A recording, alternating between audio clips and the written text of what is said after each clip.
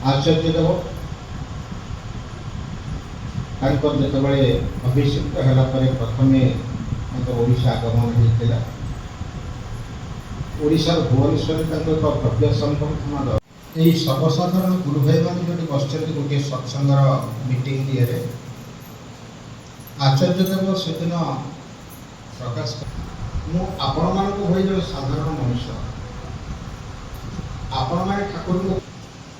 आपण जो उद्देश्य हूँ ठाकुर को प्रतिष्ठा करवा ठीक से गोटे माँ भाया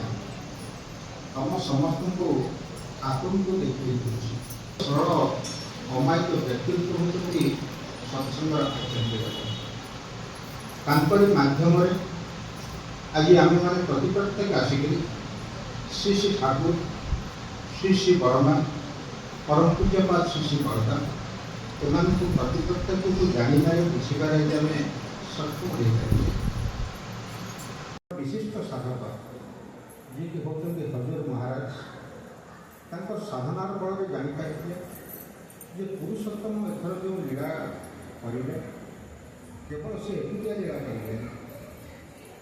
से कही जाते भविष्य बाणी भर देखिए कहते बाप और बेटा होंगे गोट लीला करेंगे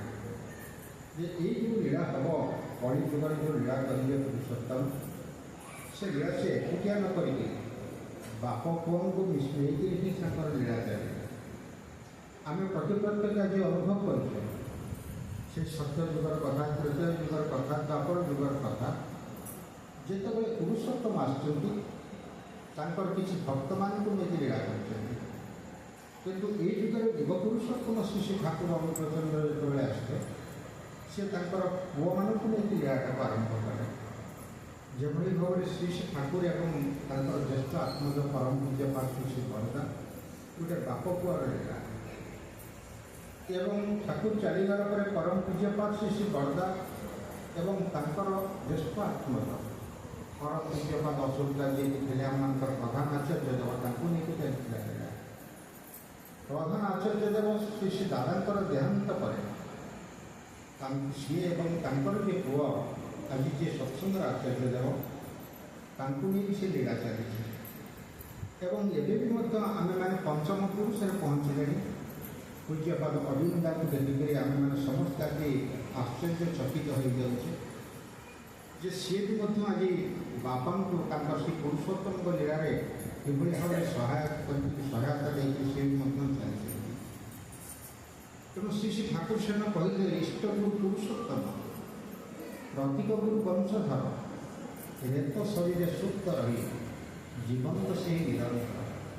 जे मु जो लीला करी मुझे जीवंत हो रही जुग जुग धरिक लीला करी चली मोर क्षेत्र जो मनुष्य शरीर अच्छी मनुष्य शरीर हुए तो नष्ट हो जाए किंतु मोर जो भावादर्श रही मु जो दर्शन कथा कही सी समस्त भावादर्श दर्शन मोर पुओ मोर नाती यही मान भर देखिए प्रवाहित हम एवं से माध्यम तुम मैंने प्रति प्रत्येक मत उपलब्धि कर मत तुम्हें जापर तेणु आज आम मैंने प्रति प्रत्येक से आचार्य परंपरा थी आज ठाकुर प्रत्येकटी कथा सी आम मान निकट अति अक्षत होती अति निर्विकार होती धर्मटार ग्लानि केतबेले घटे ना जिते ईश्वर भगवान अवतरण करती से चलीगला धर्म जो मान बाहक धर्म को जो मैंने प्रतिष्ठा करने चलती से वाक्य से उच्चारण आचरण भितर जो तालमेल नए से कौन हुए ना पुरुषोत्तम ईश्वर भगवान को जो कथा गुड़िक सेगुड़िक केवल गोटे भाषण केवल गोटे प्रवचन तारी भर देखिए सीमित हो जाए साधारण मनुष्य मैंने ये धर्मटा हूँ गोटे आचरण कथा से कथा को भूली जाती केवल उच्चारण करके जाए किंतु आचार्य उपस्थित ये धर्मटार ग्लानि से जो कथा गुड़िक कही था से कथा गुड़िक आचार्य देव अक्षत भाव चरित्र से चरित्र करें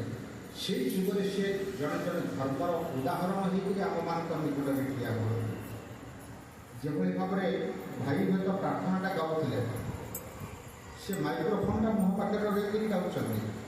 ଆମେମାନେ ଏତେ ଲୋକ ପଛରେ ବସୁଛେ, ଆମେ ବି ମଧ୍ୟ ସମସ୍ତେ ଗାଉଛେ, କିନ୍ତୁ ଆମ ପାଖରେ ମାଇକ୍ରୋଫୋନ୍ ନାହିଁ। ତେଣୁ ଆମମାନଙ୍କ ଭିତରେ କେଉଁଠି ସ୍ୱରଟା ବେତାଳ ହେଇଯାଉଛି, ସେଇଟା କିନ୍ତୁ ବାହାରେ ଶୁଣୁଥିବା ଲୋକଙ୍କୁ ଜଣାପଡ଼ୁନି। ଭାଇ କିନ୍ତୁ ଯେଉଁ ତାଳରେ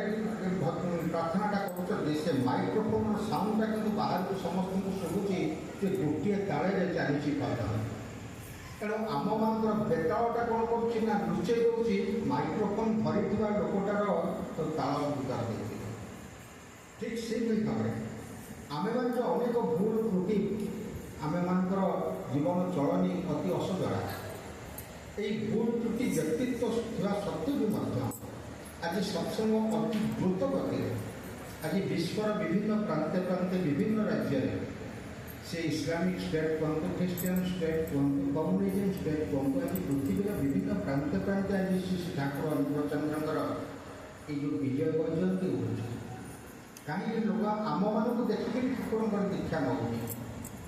ଲୋକ ଯେଉଁଠି ଠାକୁରଙ୍କର ଦୀକ୍ଷାଟି ନେଉଛି, ସେ ଆଚାର୍ଯ୍ୟ ଦେବ